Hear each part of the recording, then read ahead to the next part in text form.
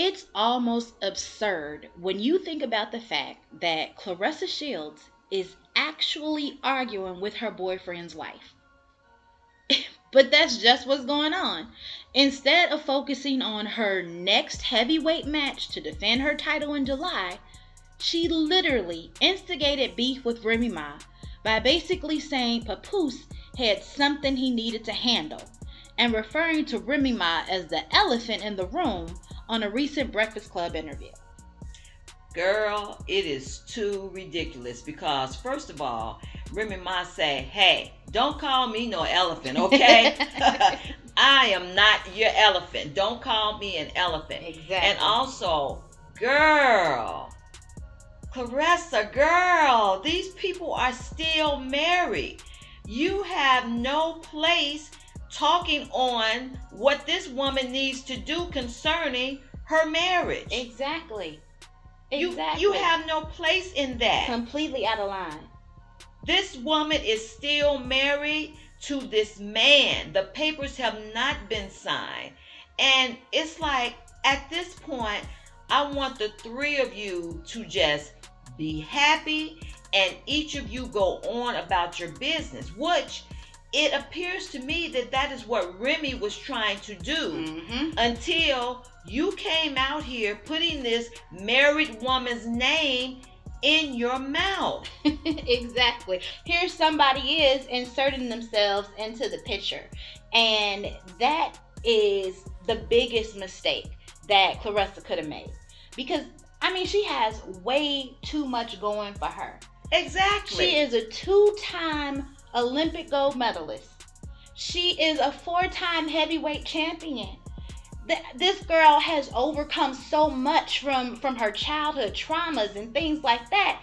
And here she is now in the middle of a marital beef.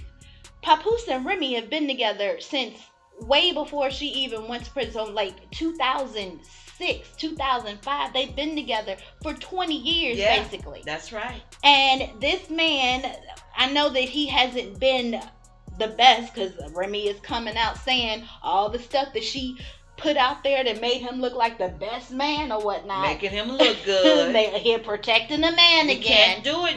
Can't do that. But he's been with her for all that time. So it's happened time and time again in the world where these men tell these young things, oh, they gonna get a divorce, oh, they don't, they not with their wife no more, oh, she don't understand. Next thing you know, they back with their family. Or they doing everything they can do to stay with their wife and kids. It happens. It happens. So now she is up here windmilling for this man who has a whole nother family, not to mention his kids outside of Remy.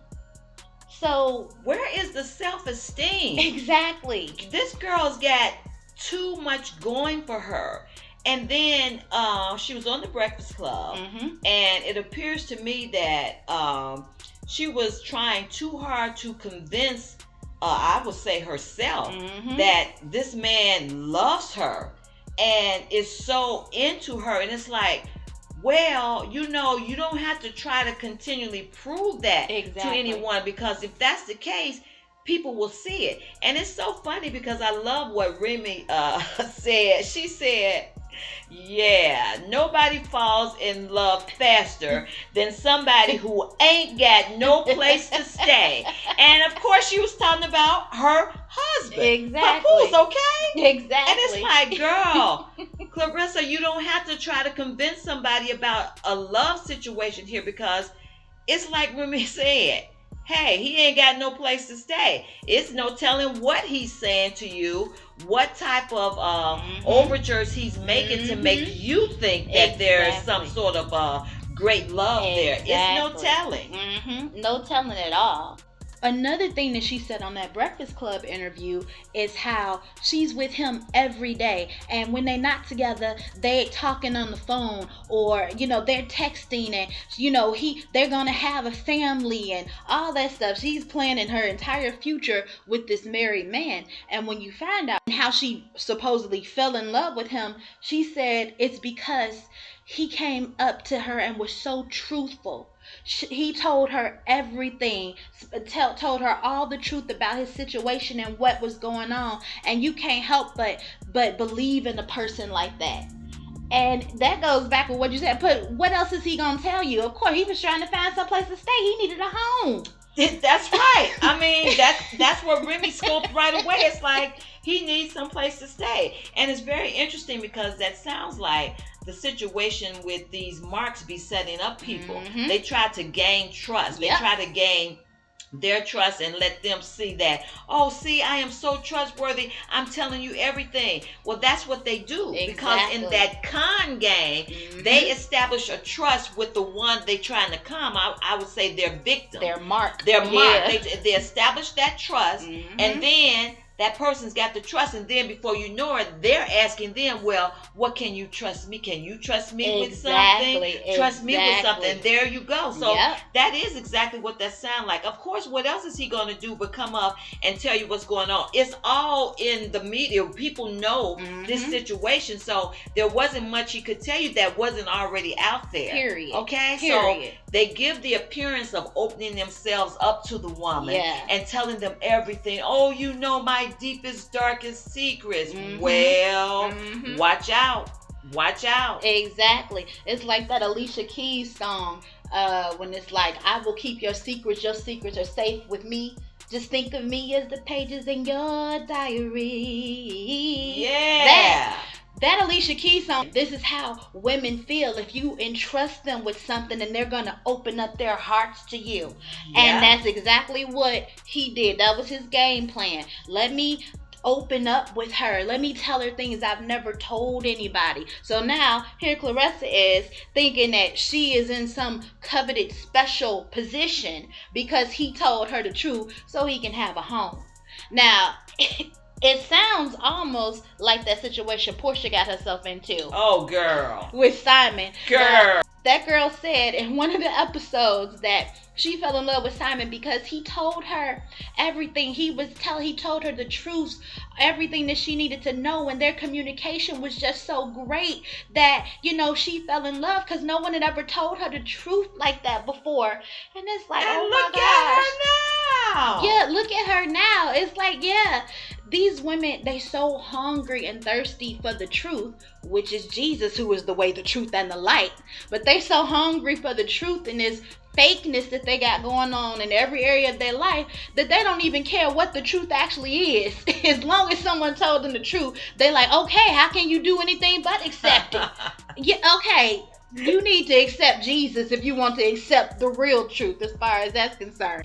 I want so much better for Claressa because, girl, you got it going on like that. You ain't got no business speaking on their situation because really when you still look at it, you are the outside party. Exactly. I don't care what this man has convinced you of. Exactly. I don't care the lies that he's told you to convince you that he's telling truth.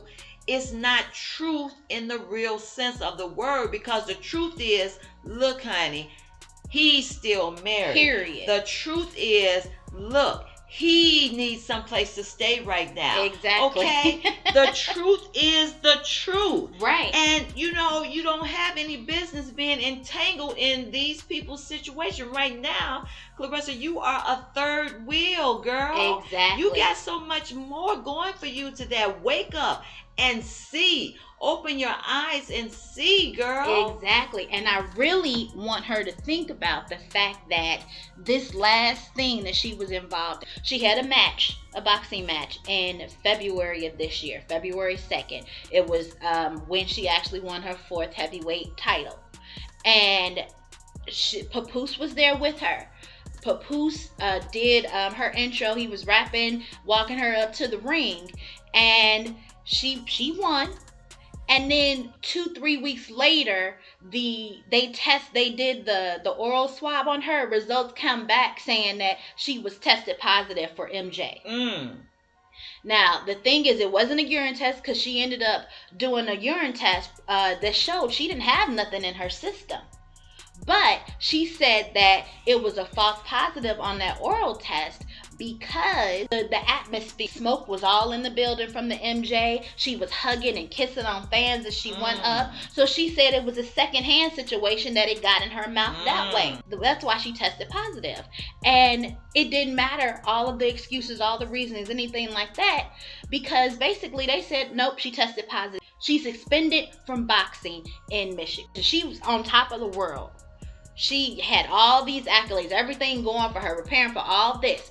And granted, now they have admitted, months after the fact, they've admitted that they did wrong. It was a false test. It was errors in the result. So she's been reinstated. But to have her moment where she actually made records, she made a world record with that win. She made a world record with that win, to have it tainted by something like that. And who was with her at that time? I'm not saying anything happened as far as that's concerned, but what it does remind me of is Remy Ma's situation. Remy Ma was at the top of her game in 2007. Yeah. She was doing everything. Yes. No one knew that she and Papoose were together like that. They was keeping it private. Yeah. Next thing you know, Remy is up on charges for getting in the fight outside the club, and she's locked away for all this time. And then everyone finds out, oh, they engaged. When she went to trial and was convicted, then here comes Papoose talking about he's engaged to Remy Ma. Isn't that something? On the steps, 2008, outside the courthouse.